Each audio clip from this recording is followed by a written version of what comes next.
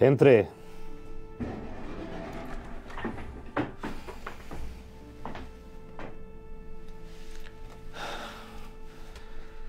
¿Sabes lo que significa Claraval?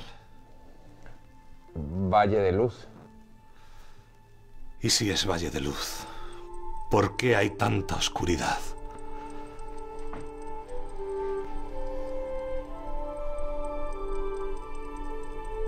Comprendo, padre prior. Apenas hace 4 días que nuestro abad Bernardo nos dejó, mas ciertamente parece ya una eternidad. Sin embargo, él os ayudará. ¿No se acuerda cuando nos decía que los hombres santos ayudan más cuando están en el cielo que cuando están en la tierra? No obstante, hay una misión que os toca a vos asumir. Debemos escribir cartas, comunicar su muerte. Pero ¿cómo podré hablar de aquel a quien amábamos, que tanto nos amaba? ¿Será acaso como bálsamo para la herida de su pérdida? ¿O como sal que hace que escueza la herida más? Pero sus amigos, sus hijos, no tienen derecho a saber cómo fue la vida de su padre, cómo fue su muerte, y alegrarse, intuyendo cuál será ahora su gloria. Sí. Sí. Tienes razón. Hablemos pues de él. Hablemos de Bernardo de Claraval.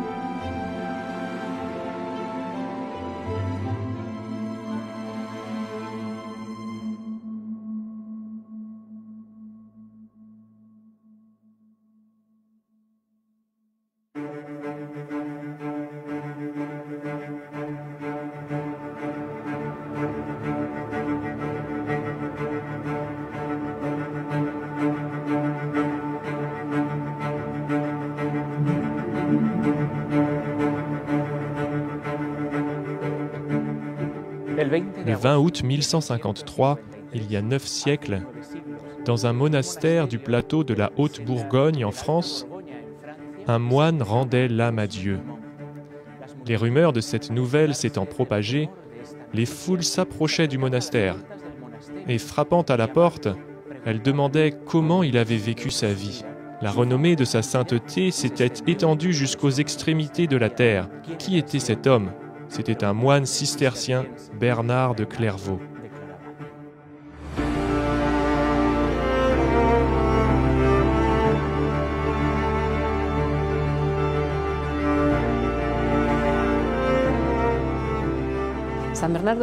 Saint Bernard est le grand référent du XIIe siècle dans la spiritualité du bas Moyen-Âge. Il n'est pas seulement l'homme destiné à tout changer avec sa force, mais aussi une personne qui, par son origine aristocratique, est très liée à l'univers de cette époque, au niveau politique, social, etc.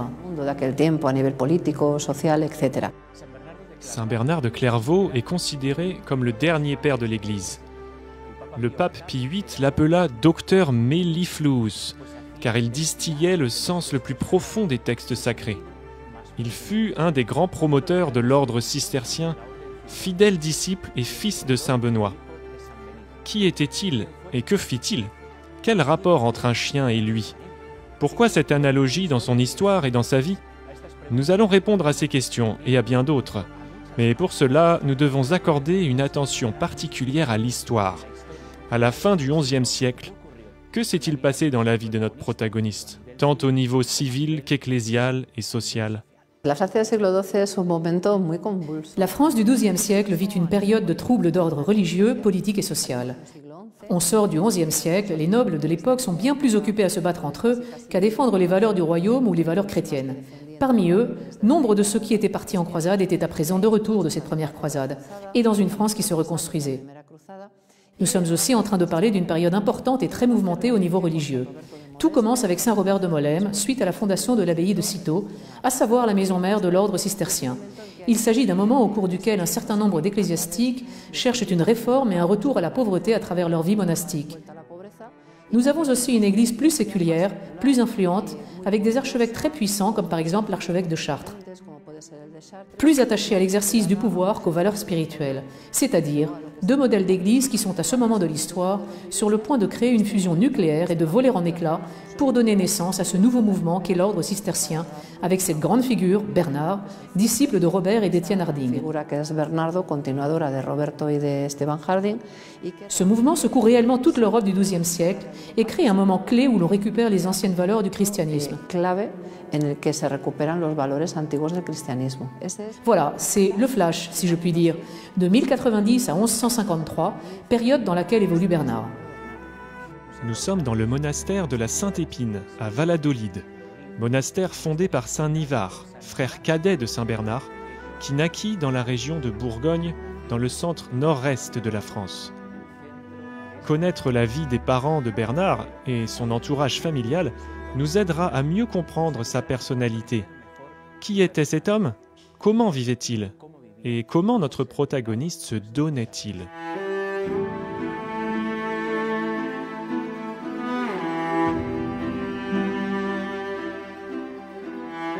Bernard est né en 1091 à Fontaine, ici dans la banlieue de Dijon, sur cette colline où Tescelin, son père, avait fait édifier pour le duc de Bourgogne un château pour assurer la défense et la surveillance des accès à la ville de Dijon.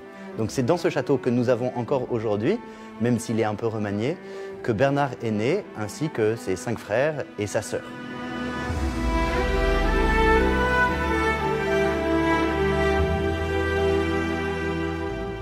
Le papa de Bernard, c'est un chevalier de Châtillon-sur-Seine qui s'appelle Tescelin. Tescelin le Sort, ça veut dire Tescelin le Roux. C'était un familier du duc de Bourgogne Eudes Ier, qui était l'un des meilleurs chevaliers de l'entourage d'Eudes. On dit qu'il n'a jamais accompagné son seigneur à la guerre sans revenir victorieux. Un homme de confiance, un homme de justice, qui est venu s'installer ici avec sa jeune épouse Alette de Montbard. Alors Montbard, ça ne se trouve pas très loin de Châtillon, tout ça est dans le nord de Dijon.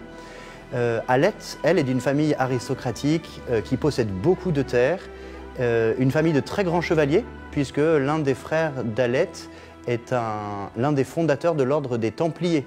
L'éducation que donne Alette à ses enfants, nous la connaissons dans certains détails. Nous savons qu'Alette fait pour ses enfants une nourriture assez basique, frustre. Elle ne veut pas que ses enfants soient des femmelettes. Elle les éduque pour être des vrais chevaliers, ou alors elle les éduque pour le cloître. Ce qui est sûr, c'est que ces enfants doivent être éduqués pour le ciel. La mère de saint Bernard s'appelait Alette de Montbard. Le premier biographe de saint Bernard, Guillaume de Saint-Thierry, nous présente et relate l'histoire du rêve qu'elle a eu et les raisons pour lesquelles Alette veillait avec le plus grand soin sur le 3e de ses enfants.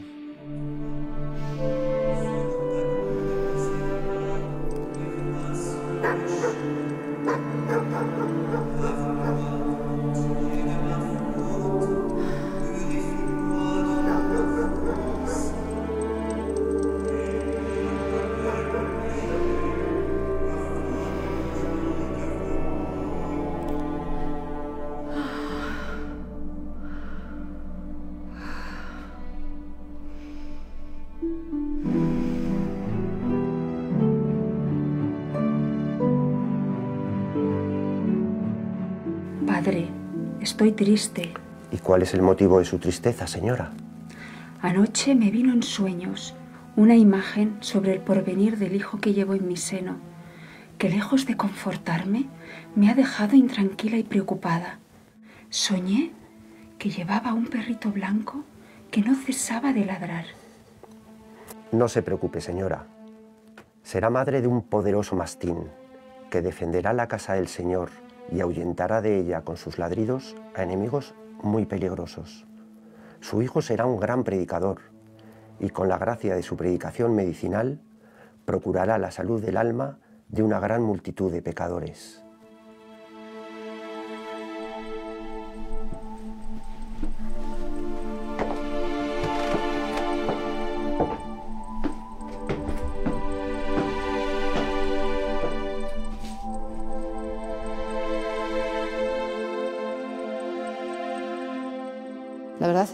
En vérité, la vie de Bernard, dès les premiers instants de sa vie, a été parfaitement guidée par ces deux grands piliers, le père et la mère. C'est pour ainsi dire un modèle de couple parfait qui élève des enfants saints.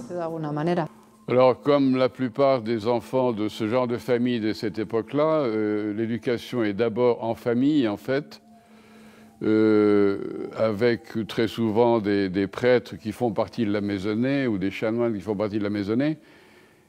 Sa mère, bien sûr, et puis plus tard, il est allé en tant qu'adolescent à Châtillon-sur-Seine, à Saint-Vorle plus précisément. Saint-Vorle est une très vieille église, qui était déjà à cette époque-là d'ailleurs, parce que c'est une église qui a été construite au Xe siècle, sur les ruines d'une église antérieure, où il y avait un collège de chanoines réputé pour son niveau d'éducation. Donc il aura eu là-bas une éducation typique de l'époque, à savoir le latin, la Bible, bien sûr, les études bibliques et la rhétorique. Et parmi ce qu'il étudiait, il aimait beaucoup la littérature et composait des poèmes. Il n'étudiait pas simplement des sujets théologiques, en réalité c'était un authentique curieux. Il lisait de tout. C'était une personne d'une formation humaniste très poussée, comme on dirait aujourd'hui. Quand Bernard avait 6 ou 7 ans, son père Teslin est allé en Orient et est revenu en disant qu'il avait été blessé, qu'il était tombé malade, et qu'il avait été guéri par l'intercession d'un saint, saint Ambrosinien, un saint arménien du IIIe siècle. Alette, dans la joie de retrouver son mari vivant, fait édifier ici sur la colline de Fontaine une église en l'honneur de saint Ambrosinien où on conservera des reliques. Cette église que vous voyez derrière moi, c'est l'église du XIVe siècle qui a été construite par-dessus l'église d'Alette. On dit de lui que lorsqu'il entendait le nom de la Vierge Marie, automatiquement c'était comme si « Waouh, je dois faire ce qu'on est en train de me dire ». Parce que sa mère lui avait inculqué une dévotion et un amour à la Vierge Marie qui était spectaculaire. Et ça lui arrivait depuis tout petit. On pourrait dire que c'était comme si ça coulait dans ses veines. Parmi les choses très curieuses de lui, par exemple, celle-ci qu'il raconte lui-même. Un jour de Noël, se trouvant à l'église, eh bien, il semble que le sermon ou l'ennuyait ou qu'il était très endormi. Bon, le fait est qu'il ne prêtait guère attention et qu'à un moment donné, il eut l'impression d'être ailleurs et il eut une vision mystique, une parmi tant d'autres. Au cours de cette vision, la Vierge lui apparut avec l'enfant et lui dit qu'il allait devenir le grand défenseur, aussi bien de Jésus que d'elle-même. Et de fait, la vie de Bernard est une consécration à Dieu et aussi une consécration à la Vierge au cœur de notre foi. Il est le grand défenseur de la Vierge Marie. Una consagración a Dios, pero también es una consagración dentro de nuestra fe a la Virgen María. Es el gran defensor de María.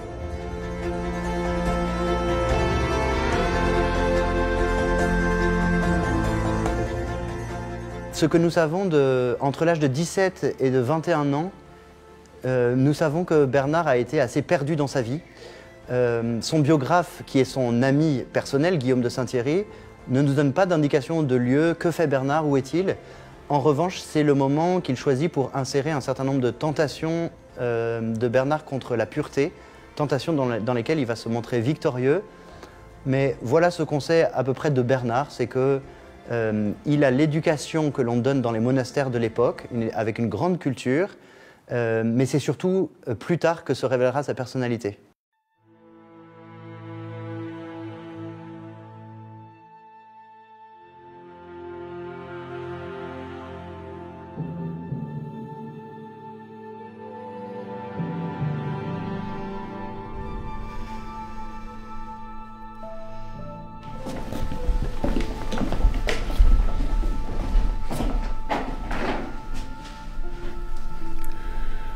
Hijos, me siento morir. Rezad las letanías. In nomine Patris et Filii et Spiritus Sancti. Kyrie eleison. Christi eleison. Kyrie eleison. Christi audi nos. Santa María,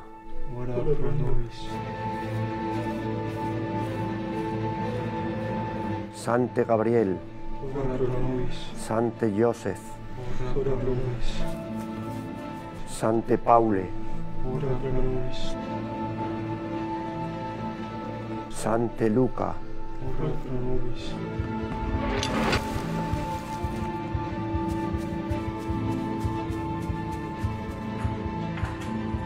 Sante Ambrosi, Santa Lucia, Santa Catarina,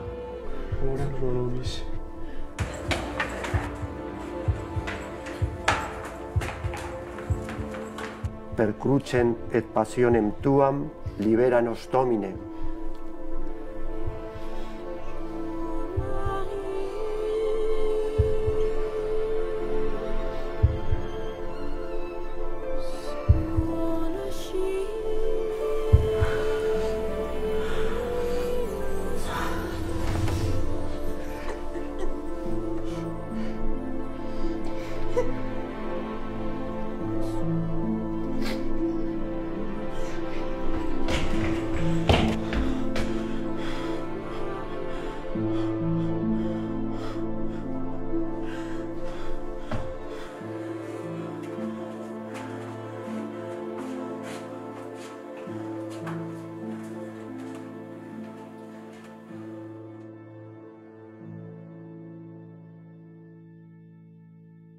La mort d'une mère produit toujours une immense douleur dans le cœur d'un fils.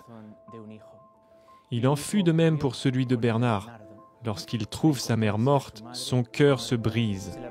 Mais cela fait jaillir une question en son fort intérieur. Et quoi maintenant ?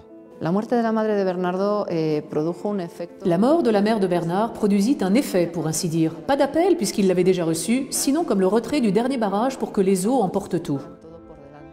À partir du moment où sa mère disparaît, il sent qu'il n'a plus d'autre responsabilité que celle de servir Dieu 24 heures sur 24 et à 100%. Disons que sa mère terrestre se trouve à présent avec sa mère du ciel et il peut faire ce qu'il est venu faire sur terre, changer et réformer. Que él ha venido a hacer, que es cambiar y reformar.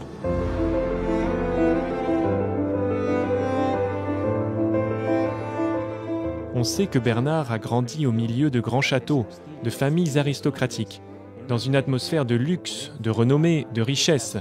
Mais est-ce que tout cela l'attirait? Non. Est-ce que ça remplissait son cœur? Non plus. Une seule chose avait rempli son cœur. C'était d'avoir entendu la voix du Seigneur lui dire « Viens, suis-moi ». En définitive, quelle a été sa vocation? Quand et comment le Seigneur l'a-t-il appelé? Sous l'influence du souvenir de sa mère, Alette, Bernard se rend compte qu'il est en train de devenir quelqu'un de mondain et il décide à genoux, en pleurant, en priant, de donner sa vie au Seigneur Jésus radicalement et de devenir moine, un pauvre moine à Cîteaux. Bernard entre en religion parce qu'il en a la sainte envie, c'est-à-dire il sait ce qu'il fait, quand il le fait et pourquoi il le fait. Car il pouvait choisir une autre voie. Il aurait pu se consacrer à la vie civile, s'aligner le lui permettait. Il aurait pu être chevalier à la cour, il aurait pu devenir ce qu'il voulait. Mais il décida depuis tout petit que le chemin était celui de la foi. Il y a un événement très caché dans la vie de Bernard. Il se situe avant l'âge de 10 ans, a lieu à Châtillon-sur-Seine. C'est pendant la messe de Noël. Juste avant la messe de Noël, Bernard voit en songe ou en vision la Vierge qui donne naissance à Jésus. Et il comprend dans son cœur ce que cela signifie, un Dieu qui se fait homme par tendresse pour nous. Donc ça, c'est sûrement une des origines très cachées de la vocation de Bernard. La vie s'ouvrait devant Bernard et lui offrait une multitude de possibilités. Néanmoins, pendant l'hiver 1111 à 1112, le Seigneur toucha son cœur et changea ses plans. Il ne veut plus les honneurs de ce monde, devenir chevalier, évêque, être célèbre.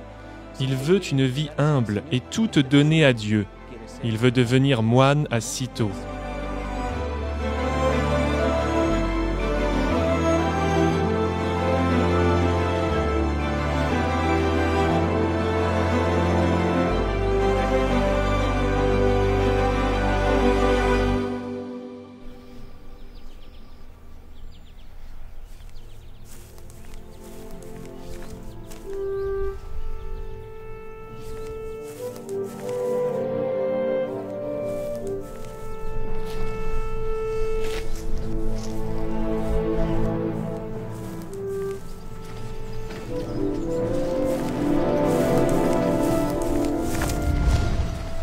Alto ahí, caballero. Decidme quién sois y a dónde pretendéis ir. Ah, Umbelina, hermana querida, eres tú. ¿Qué haces con esta espada? Creo que haber crecido entre tanto hombre te ha vuelto un tanto varonil. Quizás. Pero dime, ¿qué haces aquí tan solo? Despidiéndome. ¿Despidiéndote? ¿De quién? Umbelina, Andrés ha vuelto de Grancy, donde se está librando una gran batalla. Yo también debo librar mi batalla, pero es un tanto distinta. Me voy al monasterio de Cito. ¿Otra vez? A ver, pensaba que estabas persuadido de lo contrario. ¿Qué ha ocurrido? Hermana, dirige tu mirada hacia las colinas y más allá del bosque y escúchame.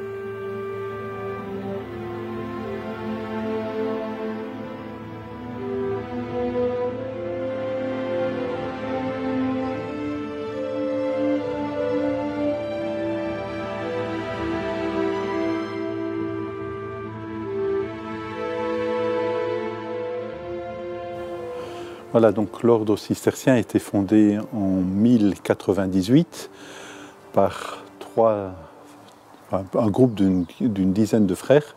Donc ils venaient de l'abbaye de Molesme, qui est dans la région de Bourgogne, donc dans le cadre d'un grand mouvement de réforme qui existait au XIIe siècle. Robert de Molesme, qui est le fondateur de Molesme, a beaucoup cherché donc dans sa vocation monastique. Donc il a fondé plusieurs lieux. Et insatisfait de ce qu'il avait fondé, donc à Molesme, donc il a désiré, avec un ensemble de frères, donc venir fonder Cîteaux en 1098 ici même. Donc il était accompagné d'une dizaine de frères, dont ses deux successeurs, Albéric et puis Étienne Harding. Esteban Harding es una de esas personalidades fascinantes que nos ha dado. Étienne Harding est une de ces personnalités fascinantes que l'histoire du monachisme nous a léguées. Il est d'origine anglo-saxonne dans le comté de Dorset. Il est issu d'une famille noble et il devient moine en Angleterre. Au bout de peu de temps, il quitte l'Angleterre car il n'aimait pas la situation politique de son pays. L'Angleterre avait été envahie par Guillaume, duc de Normandie, et les Anglo-Normands, à savoir les Français qui venaient d'envahir le territoire, traitaient très mal les Anglo-Saxons. Lui, étant anglo-saxon, c'était une situation inconfortable, bien qu'il fût noble. Étienne Harding traverse le canal de la Manche, arrive à Paris, il y étudie pendant quelques années, mais en même temps, il ressent qu'il est comme en train de trahir Dieu, car il avait été moine auparavant. Il part en pèlerinage, il est à Rome, et à son retour, il entend dire qu'il y a un saint authentique originaire de Champagne, qui s'appelle Robert, qui a créé une nouvelle forme de monachisme à Molesme, où, avec quelques huttes et un oratoire de fortune, ils ont une véritable vie d'ermite dans une grande pauvreté. C'est ce qu'Étienne Harding cherchait. Ainsi, Bernard aura un père spirituel qui est saint Étienne Harding, mais aussi un grand-père spirituel qui est saint Robert de Molesme. Étienne Harding y demeurera à partir de 1175. Ensuite, lorsque Robert et Étienne sentent qu'ils perdent le contrôle du monastère de Molesme, à cause entre autres de nombreuses donations, ils fondent un autre monastère à Cîteaux, c'est-à-dire cistercien, et s'y rendent avec Albéric. Au bout de quelques années, Robert doit revenir à Molesme sur ordre du pape, et celui qui continue à guider l'ordre est d'une part Albéric, qui durera très peu, mais surtout Étienne, le grand continuateur. Un poco esa guía es por una parte Albérico, que dura muy poquito, pero sobre todo el gran continuador que es Esteban. Donc dans un contexte où il s'agissait de retrouver la sequela Christi, donc suivre le Christ, dans la radicalité de la tradition bénédictine. Donc un retour aux sources de la règle, et puis surtout dans un souci d'équilibre entre le travail. Donc la tradition bénédictine avait mis beaucoup l'accent sur la célébration liturgique, et nos fondateurs de Cîteaux ont essayé de retrouver l'équilibre que prévoyait la règle entre le travail, la liturgie et la vie commune.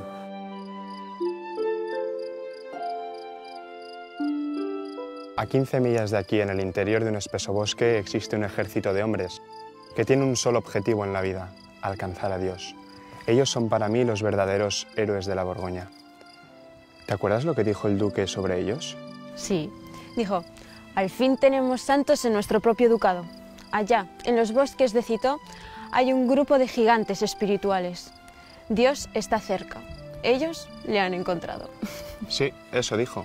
A eso voy, a buscar a Dios, a hacerme santo. ¿Hacerte qué? ¿Pero es que solo puedes encontrar a Cristo en Cîteaux? No, pero Él quiere ser hallado para que le busquemos y ser buscado para que le encontremos. Pero Bernardo, piensa en nuestro padre, en nuestra familia, en tu apellido, en mí. Belina, quiero encontrarle, poseerle y conservarle. La justicia y la razón natural obligan al hombre a entregarse sin reservas a aquel de quien todo lo hemos recibido, amándolo con todo nuestro ser. Y no solo me ha dado todo lo que soy, sino que me ha entregado a sí mismo. ¿De qué me sirve conquistar un nombre en este mundo si luego el Rey Eterno no me reconoce? Y no lo puedes hacer aquí, con nosotros. ¿Dónde ha ido tu valentía varonil?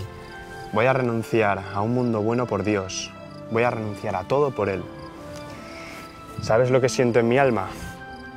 Que el día ha terminado, pero la aurora es el anuncio de cosas mejores.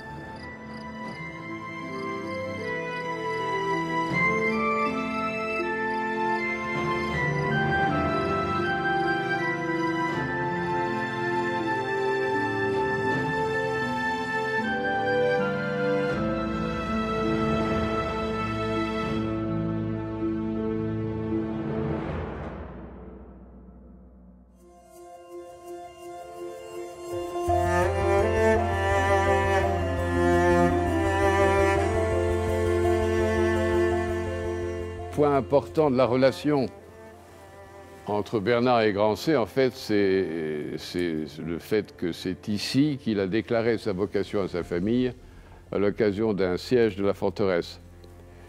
La tradition dit que l'armée du duc de Bourgogne assiégeait la forteresse parce que le seigneur du moment avait en fait vandalisé un monastère qui appartenait à un autre seigneur dont il était jaloux. Et donc l'armée du duc était là avec, entre autres, le père de Bernard, un de ses oncles, ses frères, en train d'essayer de prendre la forteresse. Et Bernard, qui arrivait de Châtillon-sur-Seine, et qui, en chemin, s'était arrêté dans une chapelle, où il avait vraiment passé un certain temps en priant et en réfléchissant sur son futur, avait là vraiment décidé une fois pour toutes de se faire moine, et donc il arrive sous les remparts de Grancey, et il déclare à toute sa famille, à ses amis qui sont là, que lui veut se faire moine, et puis, connaissant son charisme, il arrive en fait à convaincre la plupart des gens qui l'entourent de se convertir, comme on disait, de se convertir avec lui.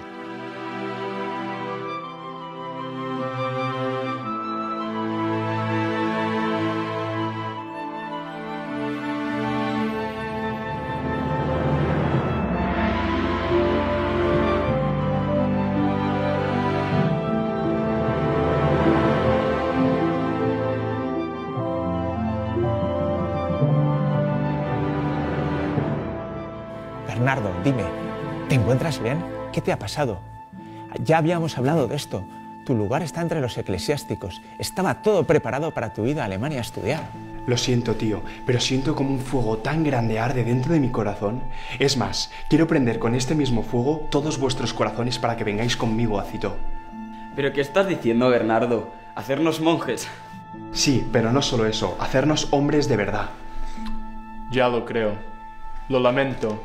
Yo no podré hacerlo a causa de 3 mujeres. Mi esposa y mis 2 hijas. No es tan difícil, Guy. Le dices a Isabel que Dios espera grandes cosas de nosotros. Le dices que no hay empresa más noble que entregar el corazón, el cuerpo y el ser del hombre. Le pides el Pero consentimiento. Bernardo, ¿te has vuelto loco o qué? Sí, enloquecí en una dulce locura. La locura de amar a un Dios tan grande que tanto nos amó que se entregó por nosotros en una cruz. Él es el verdadero rey y hemos de servirle fielmente. Entregándonos a Él seremos grandes hombres, héroes generosos.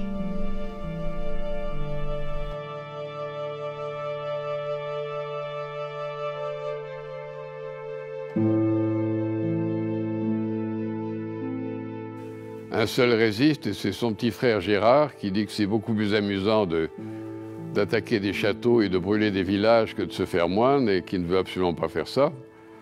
Et Bernard lui dit bien sûr que toi aussi tu vas te convertir, tu verras, demain tu seras blessé, demain tu seras fait prisonnier, et toi aussi tu te convertiras.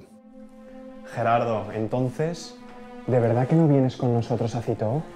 Lamento deciros que no. Soy un hombre, un caballero. Un guerrero. No perdáis más tiempo conmigo. El hombre de la idea fija, ¿verdad? Una gran idea fija y no es precisamente la de hacerme monje. Estamos en un campamento de batalla, así que ya puedes marchar. Iré, pero deja que antes te diga una cosa. Para quitarte esta idea de tu cabeza pasarás por un gran sufrimiento.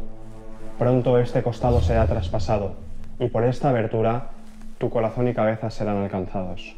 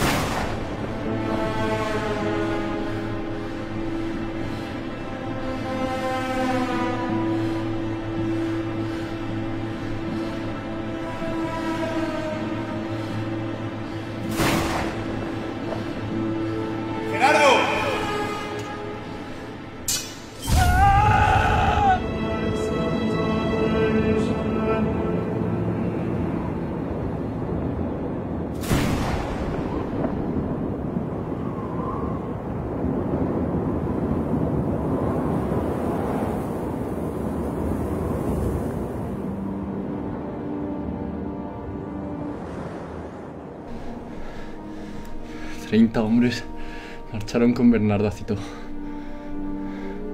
¿Quiénes son? Es maravilloso y horrible a la vez. 30. Este hermano mío ha revolucionado a todo un ejército. 30. Sería una profecía aquello que me dijo. Confía en Dios y todo saldrá bien. Se dice fácilmente, sin embargo.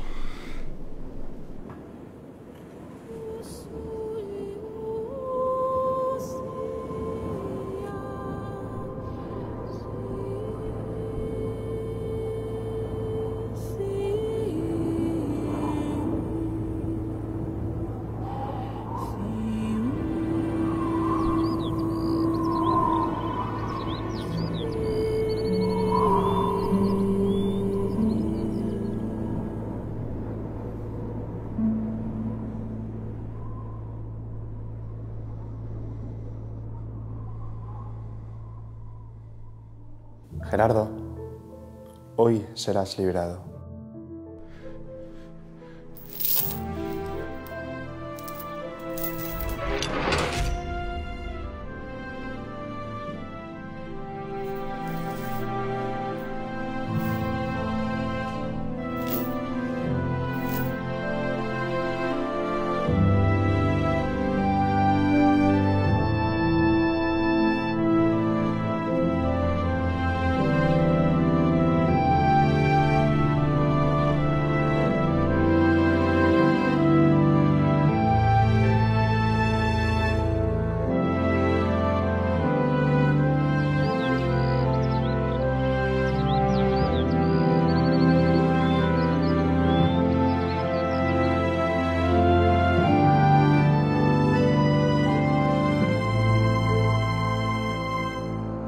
Et bien sûr, le lendemain, Gérard est blessé, et Gérard est emmené prisonnier dans un des cachots du donjon du château, Quelques semaines plus tard, il a guéri de ses blessures.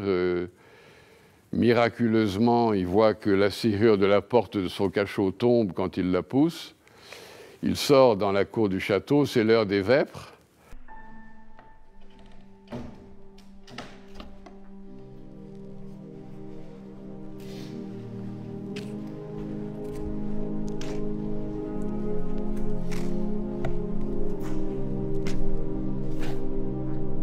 Sí, Dios mío, iré a Citeaux con Bernardo.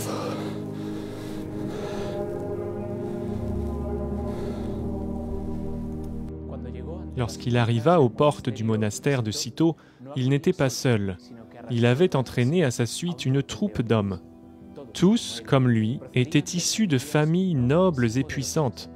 Ses propres frères, ainsi que d'autres parents et amis, abandonnèrent les armes et la guerre, et pour certains, y compris femmes et enfants, pour se donner à Dieu. Plus tard, même son propre père suivra ses traces. Quand Bernard décide de rentrer à Citeaux, sur la route de Grancey, son biographe nous dit que son cœur, à partir de ce moment-là, a été comme une étincelle capable de mettre le feu aux plus grandes forêts. Le pouvoir d'entraînement de Bernard a été exceptionnel. Il a réuni en quelques semaines 30 hommes pour le suivre à Citeaux. Et c'est lui-même, à 21 ans, qui les a formés avant de les emmener jusqu'au monastère. Il s'est passé ici, sur cette colline, devant le château, une scène mémorable. Alors que ce groupe de 30 hommes qui devait entrer à Citeaux vient dire au revoir ici au papa Teslin et au petit frère Nivard qui n'a que 12 ans, Guy, l'aîné de la famille, s'adresse à Nivard en disant « Écoute, nous abandonnons tout notre héritage pour devenir des pauvres moines. Tu deviens l'héritier de tout ce que nous possédons. » Et Nivard, à 12 ans, s'écrie « Quoi? Vous prenez le ciel et vous me laissez la terre? Ce partage est inégal. » Et dès qu'il aura l'âge, Nivard suivra ses frères. Donc à l'âge de 16 ans, il rentrera à Citeaux. La jeunesse féodale de la noblesse du XIIe a sans doute été séduite par ce que Saint Bernard proposait justement comme quête spirituelle, donc recherche de Dieu dans l'unification de toute la personne, donc cœur, intelligence et puis mémoire.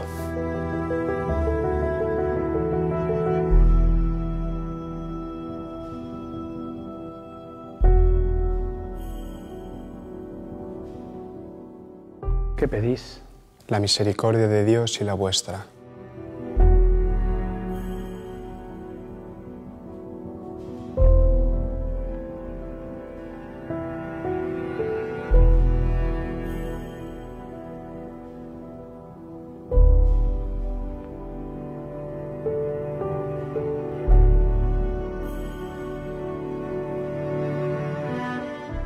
Sans doute avait-il entendu parler de cette nouvelle fondation qui avait du mal du reste à se développer à cause en particulier des rigueurs ascétiques, semble-t-il, de l'origine.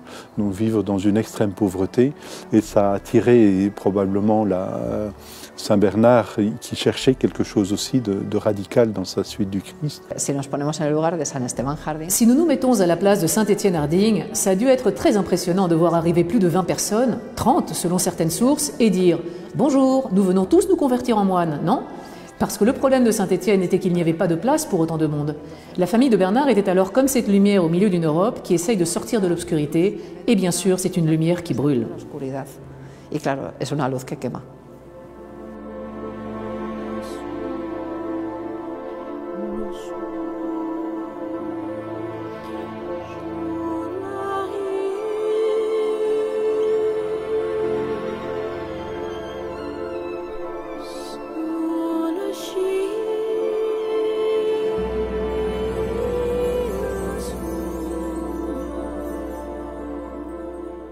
Bernardo, ¿a qué has venido? A servirte, Señor, a servirte voluntariamente porque el amor da la libertad.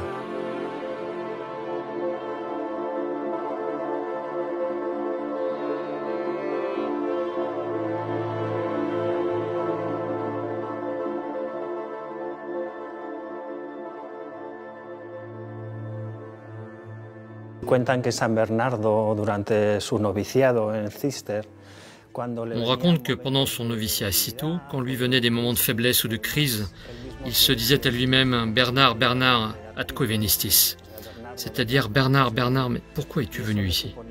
C'était pour lui une sorte de révolte contre sa décision de suivre le Christ, contre ce mode de vie plutôt dur et difficile qu'était la vie cistercienne dans ses premières années.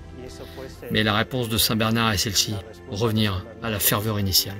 El volver otra vez al fervor inicial. Saint Bernard, durant ses premières années de vie monastique à l'abbaye de Cîteaux, a vécu comme un moine parmi les autres. Un moine humble, simple, désireux de vivre la plénitude de la règle dans la parfaite observance de ce que voulurent les premiers pères cisterciens. Ces trois abbés cistériens, ces trois moines rebelles, comme les appela le père Raymond dans le célèbre roman qu'il écrivait sur eux.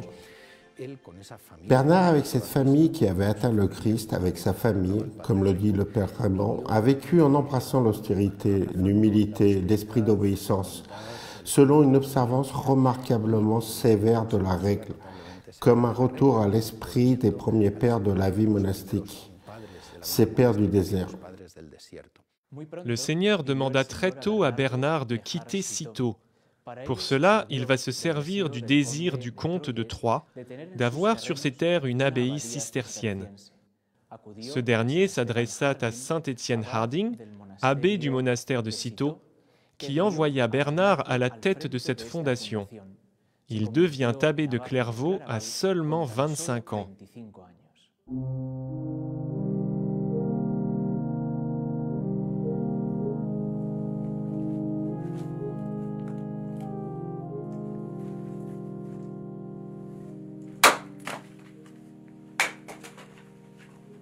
Ah, Bernardo, ¿estás aquí? Sí, padre.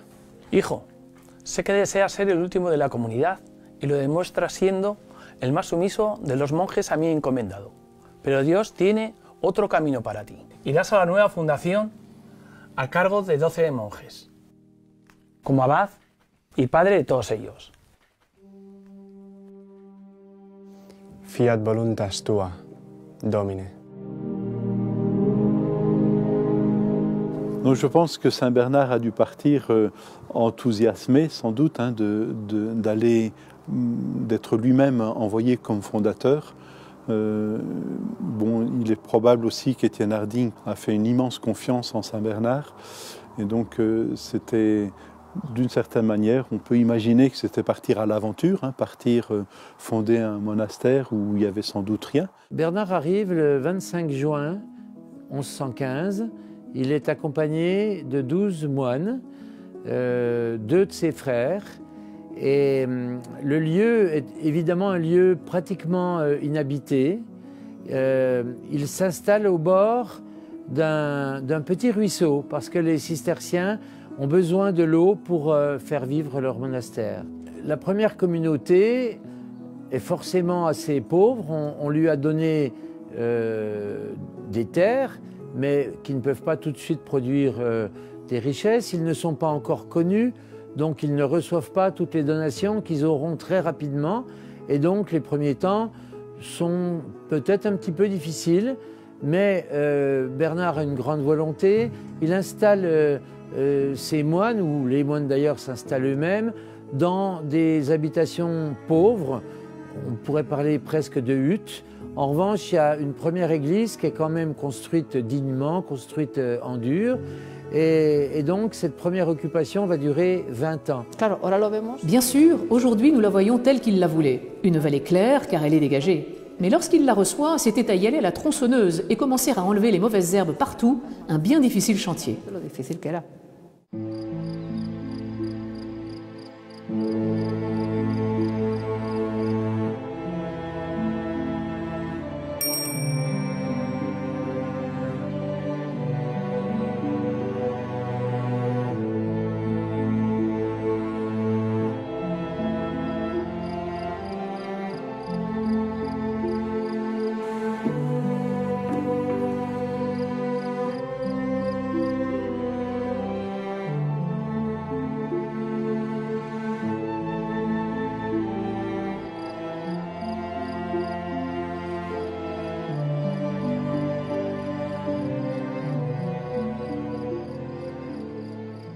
¿Por qué no te cuidas, Bernardo?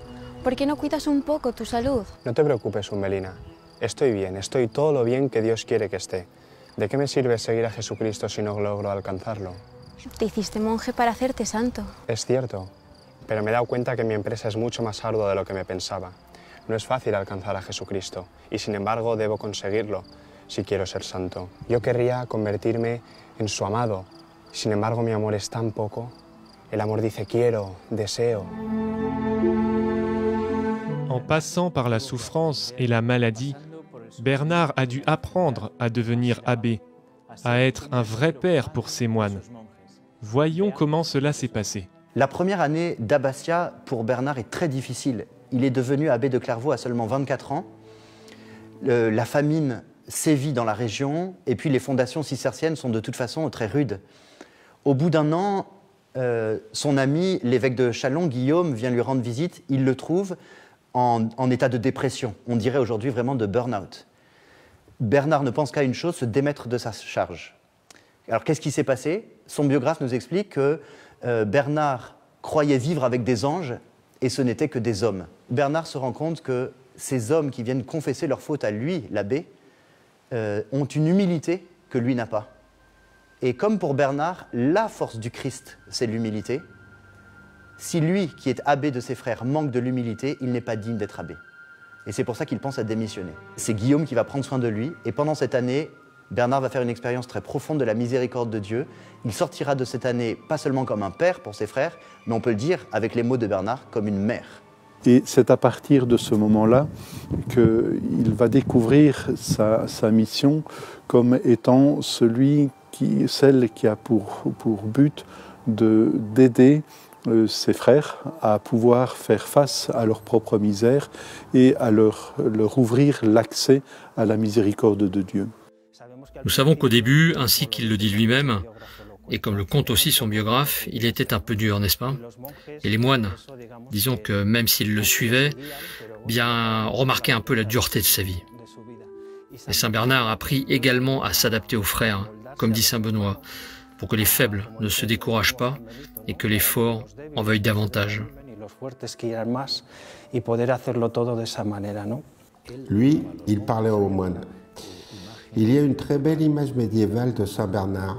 Il se trouve dans la salle capitulaire en train d'expliquer à ses moines un aspect de la doctrine. Nous ne savons pas si c'est sur la doctrine de l'Église en général ou sur celle de la vie monastique. Eh bien, c'est aussi avec ses enseignements à la communauté, avec cet esprit de service, d'attention aux malades, aux plus nécessiteux de la communauté, qu'il a été un véritable père pour eux, conformément à l'esprit de la règle de Saint Benoît. Nous savons par ses écrits qu'il aimait ses moines et que ses moines l'aimaient. Pero Bernardo, cuéntame, ¿acaso no es excesivamente pesada vuestra vida? ¿No es monótona? ¿No te cansa? Sí, pero cuanto mayor es la carga, más llevadera se hace. El yugo de Cristo es suave y la carga llevadera. Sin embargo, sí que siento un peso en el corazón. ¿Cuál es su causa? La comunidad está creciendo y vamos a tener que fundar otras comunidades. Y eso me duele dejar tener que ir a mis hermanos. ¿Por qué? Dios me ha dado un corazón de madre y a pesar de que muchos son mayores que yo en edad, los siento a todos como hijos queridos. Los amo mucho, solo Dios sabe cuánto. Doy gracias a Dios por tenerte como hermano, Bernardo. Debo marchar, pero antes dame tu bendición y un consejo. Encomiéndate a Dios, fíate de Él, entrégale todos tus afanes y Él te protegerá.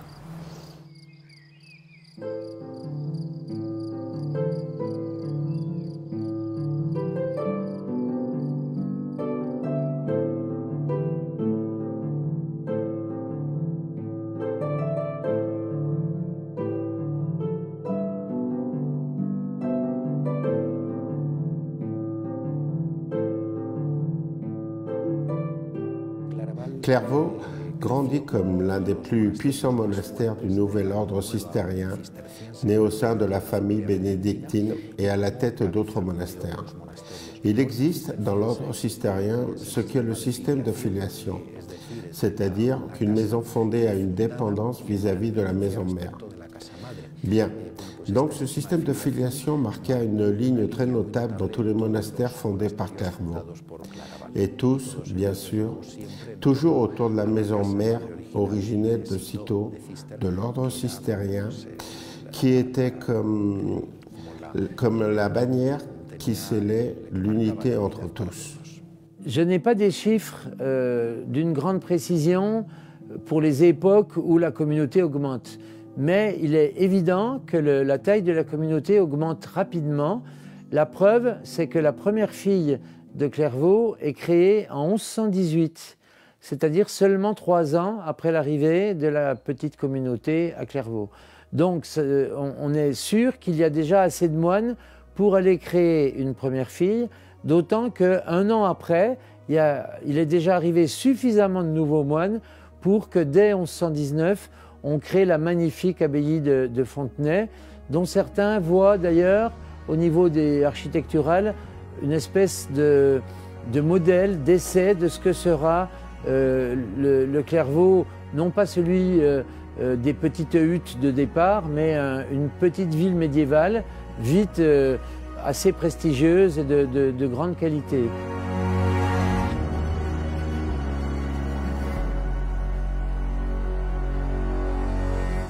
Connu sous le nom de docteur Mellifluus, ou celui dont la bouche distille du miel, il fut proclamé docteur de l'Église. Mais d'où tirait-il son inspiration?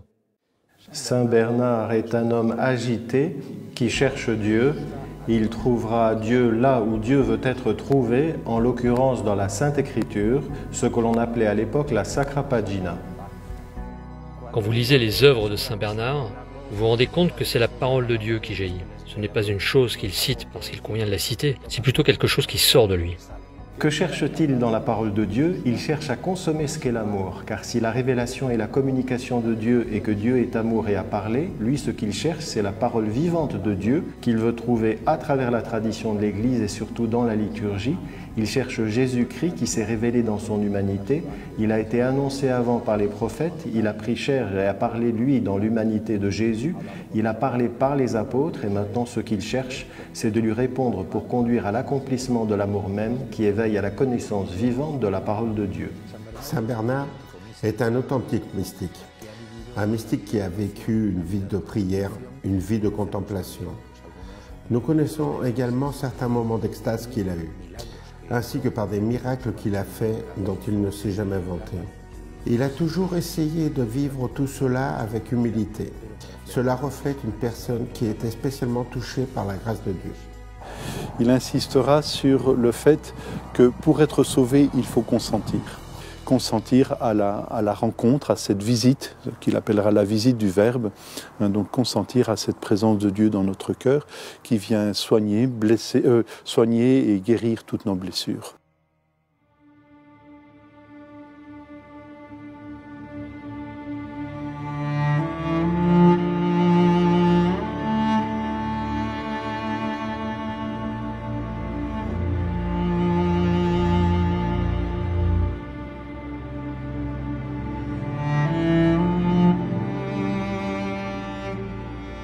Lo confieso, el Verbo ha venido a mí y más de una vez. Ha entrado con frecuencia a mí y a veces yo no sentí su llegada, pero me di cuenta de que estaba allí y recuerdo su presencia. Y cuando he podido presentir su llegada, jamás me ha sido posible sentir su marcha.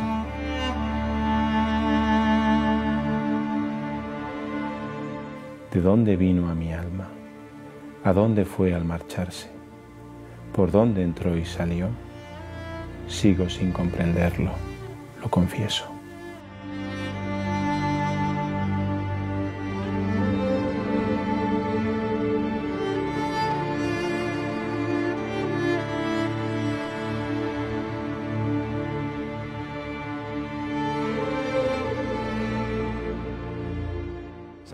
Saint Bernard se fixe souvent sur des scènes de la vie de Jésus et surtout sur l'image du Christ crucifié. Il encourage, ainsi que d'autres auteurs, à cette dévotion au plaid de la passion du Christ. Parfois, il nous donne aussi à comprendre comment atteindre le cœur de Jésus. Il se centre sur Jésus-Christ en tant que vrai Dieu et vrai homme. À travers l'humanité du Christ, nous pouvons parvenir à découvrir le mystère de sa divinité.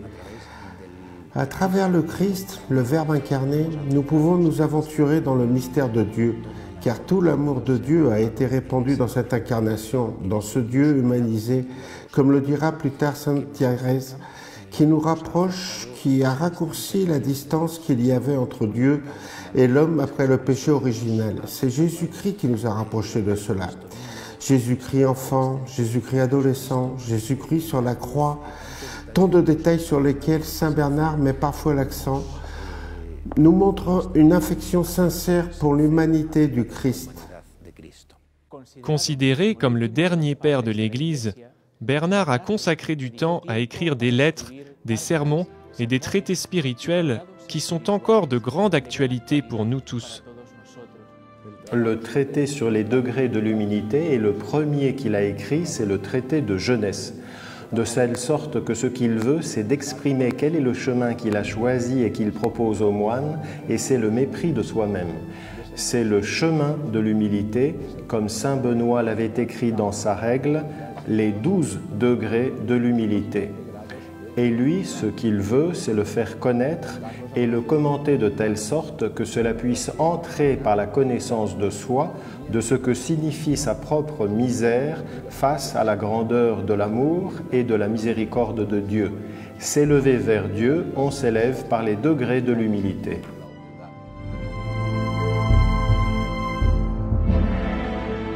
Hermanos, subid por la pequeñez a la grandeza. Si quieres ascender, desciende. Qué necedad la de los hombres, con lo difícil que es ascender y lo fácil que es descender. Prefieren subir antes que bajar. Qué pocos te siguen, Señor Jesús. Qué pocos se dejan atraer por ti. Qué pocos se dejan guiar por la senda de tus mandatos. Dichoso el que te sigue siempre a ti, Señor Jesús. Venez à moi, vous tous qui êtes fatigués, et apprenez de moi qui suis doux et humble de cœur. L'humilité, il la voit en Jésus-Christ, il veut donc vivre à partir de cette humilité. Personne ne peut apprendre la miséricorde s'il n'a pas déjà conscience de sa propre misère. La connaissance de soi, chez Bernard, comme chez tous les spirituels de tous les siècles, est le fondement. Et le fondement du chemin spirituel, c'est l'humilité. Et en dernier lieu, le sommet de l'édifice spirituel, c'est l'amour. Voilà le chemin de la recherche de Dieu. Bernard, à un moment donné de son histoire, fait l'expérience de sa fragilité, qu'on pourrait appeler dans son vocabulaire à lui, l'expérience de la misère humaine. Et ce qui l'a séduit, c'est précisément de voir comment la miséricorde de Dieu pouvait venir remplir le creux de sa misère. ¿Dónde podrá hallar nuestra debilidad descanso, sino en las llagas del Salvador? Grita el mundo, me oprime el cuerpo, y el diablo me pone asechanzas, pero yo no caigo, porque estoy cimentado sobre piedra firme.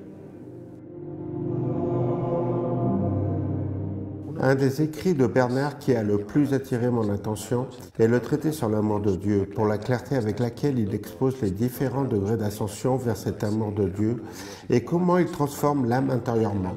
Il ne pouvait pas manquer, dans les écrits de Bernard, le sujet de la Vierge Marie, à laquelle il vouait un véritable amour filial. Saint Bernard est appelé le héros et le chantre de la Vierge Marie. De ses œuvres, ou de ce qu'il dit de la Vierge Marie, nous pouvons mettre en relief plusieurs choses. La plus connue est cette image de la Vierge Marie comme aqueduc, qui apporte la grâce de Dieu jusqu'à nous. Elle est comme un aqueduc. Et il dit aussi cette phrase célèbre que nous avons tous entendue, enfin presque tous, à Jésus, par Marie. Un autre de ses écrits de plus grande beauté, je pense, est l'ensemble de 5 homélies ou 5 sermons qu'il écrivit à la louange de la Vierge Mère. Une des plus belles phrases de ces homélies est le célèbre « Respice stellem boca Mariam » « Regarde l'étoile, invoque Marie ». Un des plus beaux passages dans lequel il nous exhorte à ce que, face aux tribulations, aux tentations, aux mauvais moments, aux tempêtes, tel un navire dans la mer, nous regardions ce phare qu'est Marie, l'étoile de la mer. On pourrait encore dire une multitude de choses. Par exemple, la célèbre homélie dans laquelle il commente l'Annonciation. Saint Bernard dit, comme s'il était en train de parler à Marie, il lui disait quand l'ange lui demande si elle veut accueillir le mystère de Dieu en elle, « Mais qu'est-ce que tu attends ?» Il dit enfin ton oui, tout le monde attend. Abre, Virgen dichosa, el corazón a la fe, los labios al consentimiento, las entrañas al Creador. Mira que está a la puerta llamando, el deseado de todos los pueblos. Levántate, corre, abre. Les 3 dernières paroles du Salve Regina, une prière qui existait déjà à l'époque de Bernard, elles sont dues à Bernard. C'est lui qui a fait ajouter ce O Clemens, O Pia, O Dulcis Virgo Maria. C'est lui qui a insufflé dans toute l'Église cette notion de tendresse à l'égard de la Vierge Marie. Et il y recourt en toute occasion. Pour Bernard, la vertu principale de la Vierge Marie, est-ce que c'est la foi? Est-ce que c'est la virginité, la chasteté? Et Bernard conclut non, c'est l'humilité. Parce que c'est par l'humilité que la Vierge a cru, c'est par l'humilité qu'elle a conçu, par l'humilité qu'elle a conservé cette chasteté et qu'elle mérite toute louange. C'est aussi cette humilité qui fait d'elle une maîtresse spirituelle, non seulement pour les moines, mais pour tous les chrétiens. La question qui lui importait le plus dans ses écrits était celle de la recherche de Dieu, un thème très récurrent qui n'a jamais manqué dans ses grandes œuvres. Donc le grand sujet pour Bernard, c'est bien la recherche de Dieu, et donc la présence de Dieu dans le cœur de l'homme. Et la meilleure façon pour Bernard de le faire, c'est de prendre appui sur le Cantique des Cantiques. J'ai cherché celui que mon cœur aime. Dans le Cantique des Cantiques, en prenant l'image du bien-aimé et de la bien-aimée, il le réfère tant à la personne qu'à l'âme, mais fondamentalement à l'Église, de telle sorte que ce qu'il veut offrir, c'est cette relation conjugale de l'Église avec le bien-aimé, afin de pouvoir atteindre l'union. Et il le fait avec une quantité de, dirons-nous, d'images qu'il tire de la nature elle-même, de la Bible elle-même, pour éveiller à l'expérience de Dieu, qui est ce que Saint Bernard cherche fondamentalement. Il cherche l'expérience et en cela l'expérience naît quand l'affection est véritablement touchée et que l'on peut découvrir que l'amour de Dieu ne s'arrête pas à la parole de Dieu, ne s'arrête pas à la connaissance, sinon qu'il s'arrête à ce que signifie le goût pour Dieu, sentir que Dieu m'aime et combien Dieu est doux. Ce n'est pas simplement celui qui cherche à étudier, celui qui cherche la connaissance intellectuelle, l'étude, sinon le sein. Et il dit par exemple « j'aime » parce que j'aime pour aimer. Le fruit de l'amour est sa propre expérience. Comme celui qui dit « n'allons pas souhaiter en obtenir plus de lui, de l'amour, que finalement ce qu'il est ». Solo Jesús es miel en la boca, cántico en el oído, júbilo en el corazón. Nada tiene sabor para mí si no siento resonar el nombre de Jesús. Là, il parle dans un de ses derniers sermons de la recherche de Dieu. C'est la recherche de Dieu qui définit le plus le moine. De fait, saint Benoît dit dans sa règle, on verra si le candidat à la vie monastique cherche vraiment Dieu. C'est un peu la définition du moine. Et il parle de la recherche de Dieu dans ses sermons en disant c'est la première chose dans la vie spirituelle et la dernière que l'on atteint. La recherche de Dieu est le moteur et la rencontre avec Dieu est ce que nous désirons toujours jusqu'à la fin. Outre l'intense dévotion à la Vierge Marie, qui est peut-être la marque de fabrication des écrits de Saint Bernard, une des phrases qui a toujours attiré mon attention et à laquelle on peut peut-être le plus s'identifier est celle où il parle de l'ordre du Temple, en faisant allusion au fait que ce sont des hommes qui doivent se battre contre des hommes de chair et de sang, mais aussi contre les forces des ténèbres et du mal. C'est-à-dire que nous n'évoluons pas simplement dans un monde collé à la terre, sinon qu'il existe une autre réalité spirituelle très puissante et que nous n'y sommes pas étrangers.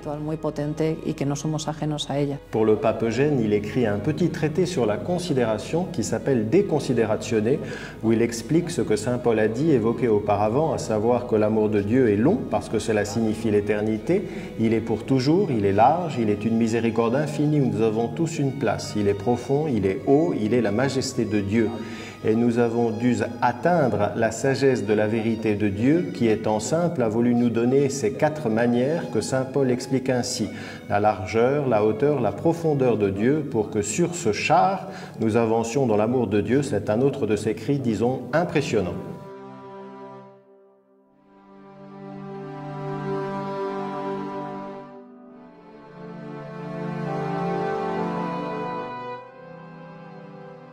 Abad Bernardo, ¿qué es Dios? Ni yo lo sé, a decir verdad. ¿Qué es Dios? Es longitud, anchura, altura y profundidad. Largura. ¿Qué es largura? Eternidad. ¿Qué es anchura? Amor. Su amor es eterno. Todavía más, su amor es eternidad. ¿Qué más es Dios? Altura y profundidad. Por lo primero, está por encima de todo. Por lo segundo, está dentro de todo ser. Saint Bernard dit: nous ne recevons pas les dons de Dieu, sinon que nous recevons Dieu lui-même. Nous avons été créés à l'image et à la ressemblance de Dieu. La ressemblance cherche son semblable, et il est vrai que par la distance, la différence entre Dieu et nous est infinie. Toutefois, il a voulu s'approcher de nous dans l'humanité de Jésus. Il est venu pour que nous l'embrassions, comme le faisait la Vierge Marie, et que nous consentions et répondions. Et répondre et consentir, c'est quoi? C'est arriver à l'accomplissement de l'amour, c'est arriver, dirons-nous, aux unions qui au ciel et dans la gloire seront pleinement développées. C'est le mariage spirituel. Parmi les écrits de Bernard, parmi ses lettres surtout, il est l'homme du Moyen-Âge dont on a la correspondance la plus étendue. Il y a des lettres passionnées, des lettres qui montrent son sens de la vérité, son amour violent de la vérité, son sens de l'amitié très fort. Et ça, je crois qu'on a beaucoup d'enseignements à en tirer.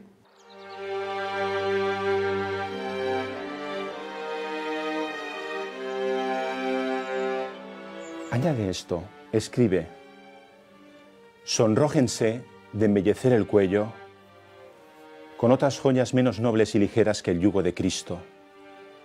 ¿Se puede concebir un pastor que viva de puros instintos animalescos, apegado a lo de abajo, suspirando lo caduco, y no se comporte siquiera como un hombre, con el corazón en el cielo, buscando y gustando lo de arriba y no lo de la tierra? Les croisades, les Templiers, la défense de la chrétienté. Quel rôle Bernard a-t-il joué dans tout cela? Saint Bernard donne aux laïcs et aux chevaliers qui embrassent la vie religieuse une dimension spirituelle, une dimension théologique de ce qu'est leur vocation au service de l'Église, au service des chrétiens, au service de la chrétienté et même dans l'usage légitime de la force pour les défendre contre les dangers communs, fondamentalement contre le danger de l'islam qui était à l'époque le plus grand danger pour la chrétienté. Hablar de Bernardo y hablar de la Orden del Temple es como hablar de... Parler de Bernard et parler de l'ordre du Temple, c'est comme parler de la même chose, pour ainsi dire. L'ambiance spirituelle était fantastique dans l'entourage de Bernard. Il avait des amis extraordinaires, un grand protecteur, Hugues Ier de Champagne, le comte de ces terres. Hugues de Champagne voulait à tout prix devenir moine, mais on ne le lui avait pas permis.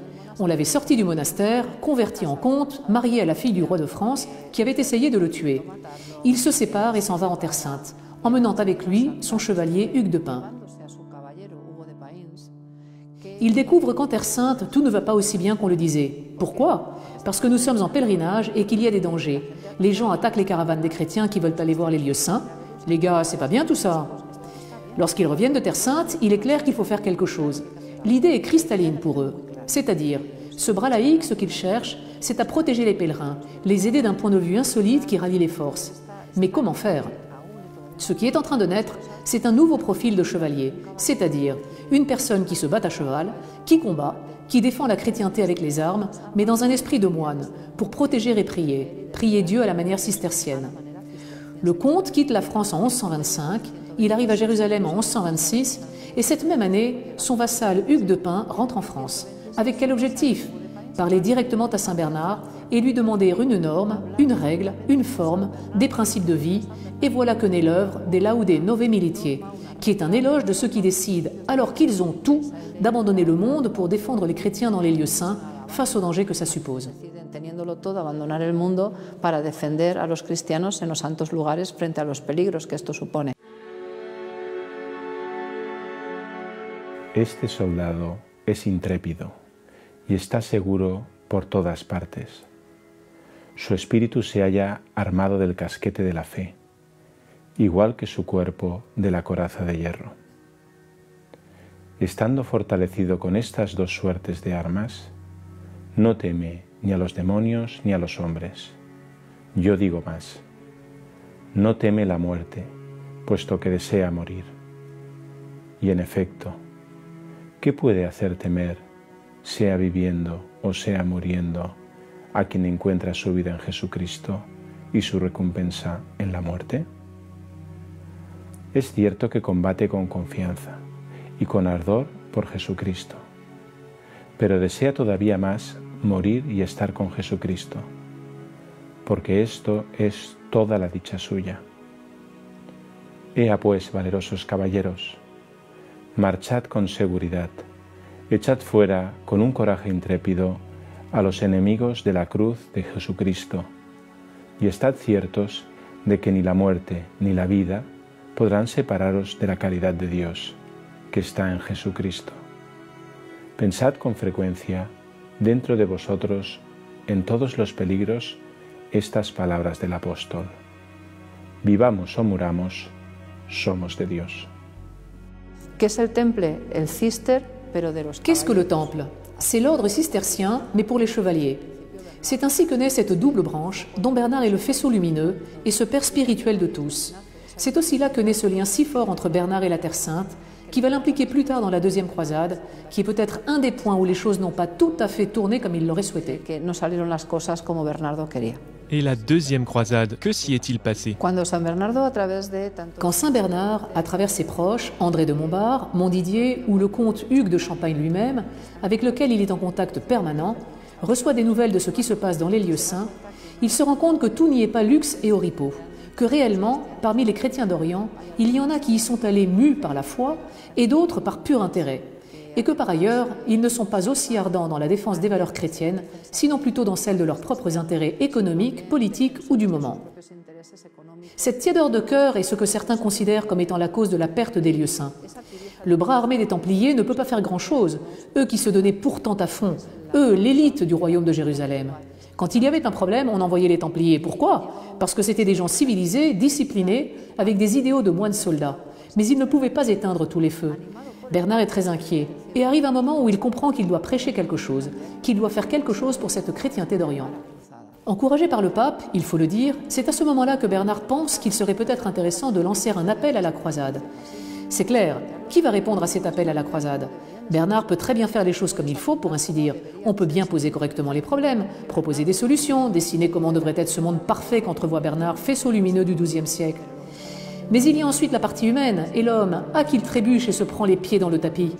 Alors quand les hommes répondent à l'appel de la croisade, certains d'entre eux suivent ce que prêche Bernard, d'autres visent leurs propres intérêts. Nous avons éclairci la question de la deuxième croisade. Voyons d'autres moments importants de la vie de Bernard, tels que le schisme d'Anaclète, la controverse d'Abélard et l'hérésie des Cathares. Le schisme d'Anaclète est l'un des nombreux schismes qui se produit en plein Moyen-Âge. Saint Bernard prêche face au faux pontife, il prêche en faveur de l'unité de l'Église, il prêche dans divers endroits de divers pays dans ce sens, en favorisant l'unité de l'Église afin de faire reconnaître le véritable pape de Rome. En fait, à partir du XIIe siècle, nous avons deux grandes personnalités.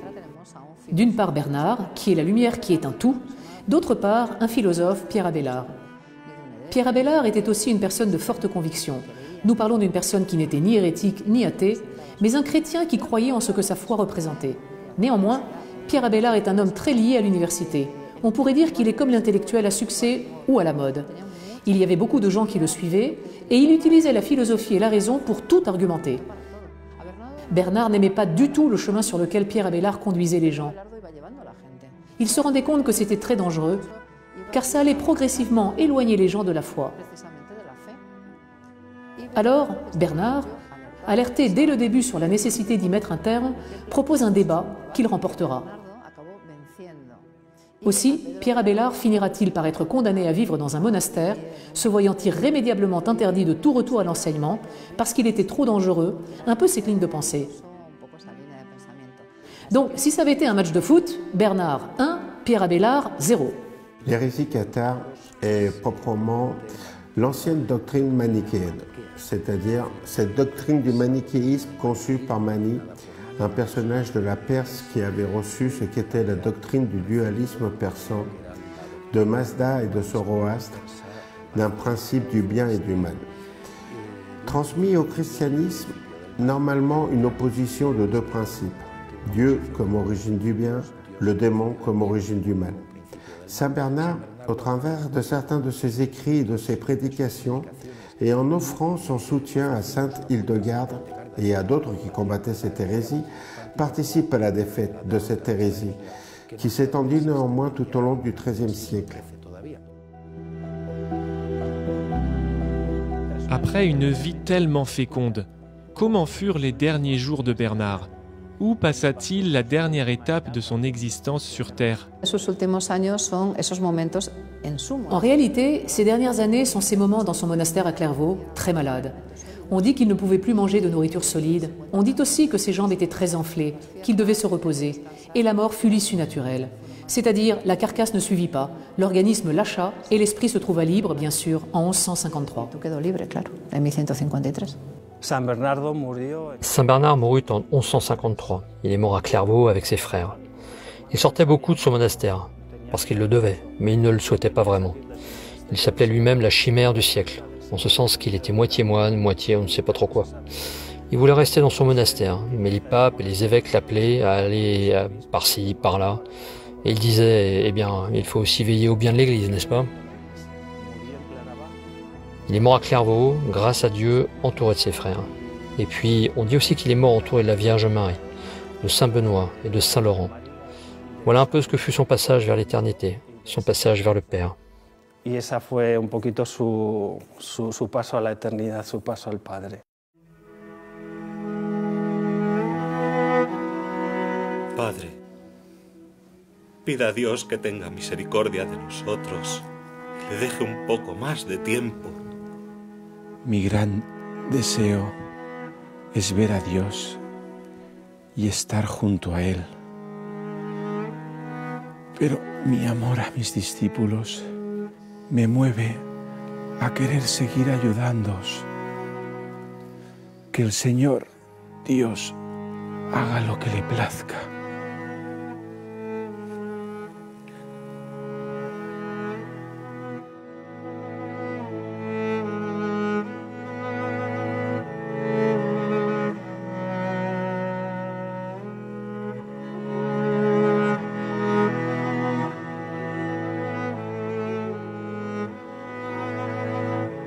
Llega el esposo. Salid a recibirlo.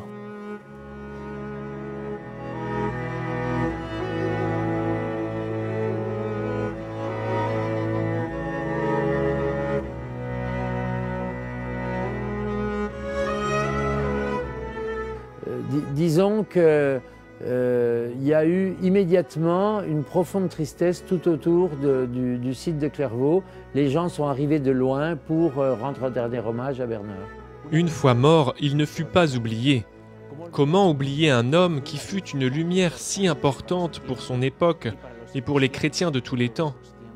Sa réputation de sainteté et son processus de canonisation commencèrent très tôt, bien qu'il ne fût proclamé docteur de l'Église qu'au XIXe siècle.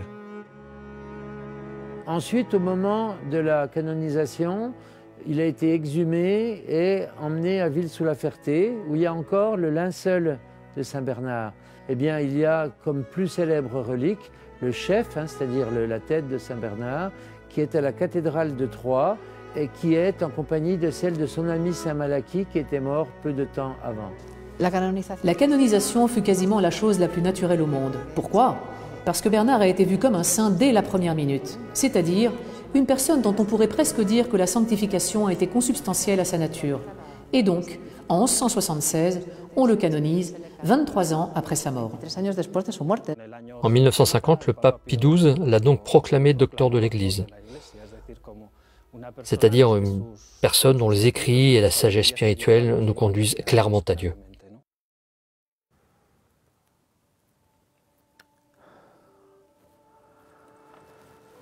Es bastante por ahora. Termina la carta diciéndoles que en todo fue configurada su vida con la de Cristo. Le siguió desde el Tabor hasta el Calvario. Diles que el amor fue el alma de todas sus obras y de todas sus empresas. Que el amor fue el alma de su fe y sus obras su prueba. Diles que siguió a Jesús humilde, le abrazó y le comió. Le siguió para llegar a poseerle. Abrazándole halló un gozo incomparable y comiéndole recibió la vida eterna y dichosa.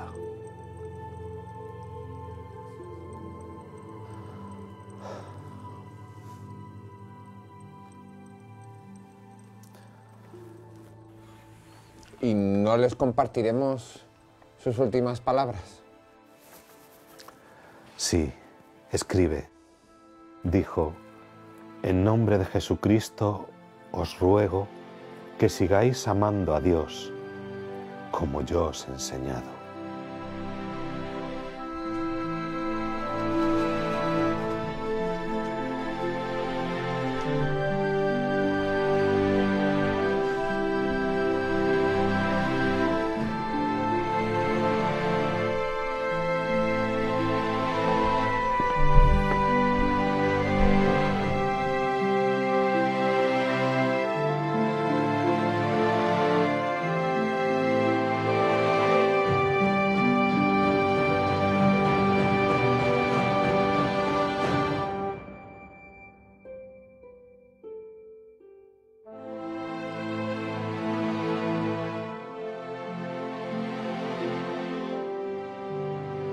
Exposer en si peu de temps la biographie et l'influence de saint Bernard de Clairvaux peut s'avérer une tâche de longue haleine, du fait de la grande richesse de sa vie. Il peut sembler que ce que nous avons transmis de sa vie et de son œuvre n'est qu'un modeste coup de pinceau, mais qu'il serve à vous inviter à connaître un peu plus cet amoureux de Jésus-Christ. Nous conservons le témoignage de ses œuvres, que nous vous invitons à lire pour approfondir, et que cela nous rapproche davantage du Seigneur. Saint Bernard peut être une réponse à ce dont nous avons aujourd'hui besoin. Et de quoi avons-nous besoin? De découvrir que sans Dieu, nous n'avons pas de consistance. Et nous, faire comme lui, chercher Dieu. Et lui nous enseigne à vivre, il nous enseigne comme Saint Benoît l'art de vivre en ces moments pour que l'Église, à travers la liturgie, fondamentalement l'Eucharistie, forme une véritable communion où Dieu se produit, où l'on nous donne des critères pour vivre, où nous recevons par cette source de grâce que sont les sacrements la vie nouvelle de Jésus-Christ, et où Marie est comme un aqueduc, une image ravissante sur Marie par laquelle arrivent tous les dons de Dieu. De la même manière qu'elle fut embellie par le don de la maternité divine, maintenant, quand nous faisons appel à Marie, elle porte nos requêtes à Dieu et fait office d'aqueduc pour que les dons de Dieu parviennent à nous. Aujourd'hui, au-delà de toute la profondeur de ce que dit saint Bernard sur le développement de la vie spirituelle, il est un constructeur de l'Europe. Revenir à saint Bernard, c'est revenir à ce qui est véritablement important et essentiel pour la personne. Je crois que c'est chercher Dieu et nous laisser trouver par celui qui nous appelle pour pouvoir vivre et consommer l'acte d'amour personnel et communautaire comme un peuple que le Seigneur prépare pour sa gloire. Un pueblo que el Señor prepara para la gloria.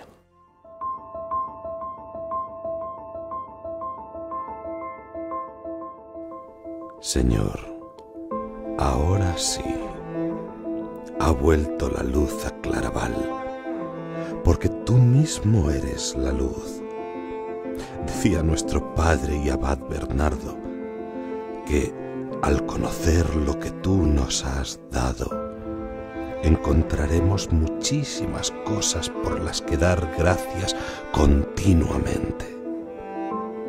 Sí, te damos gracias porque encendiste una llama que resplandeció por nosotros y seguirá resplandeciendo mientras algún alma se decida a entregártelo todo y amarte como Él nos enseñó.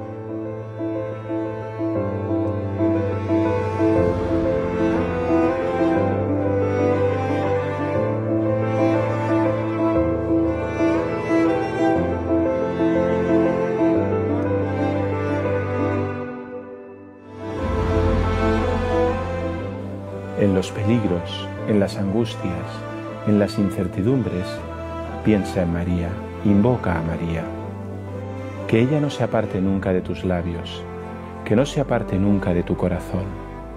Si la sigues, no puedes desviarte. Si la invocas, no puedes desesperar. Si piensas en ella, no puedes equivocarte. Si ella te guía, no te cansas. Si ella te es propicia, llegarás a la meta.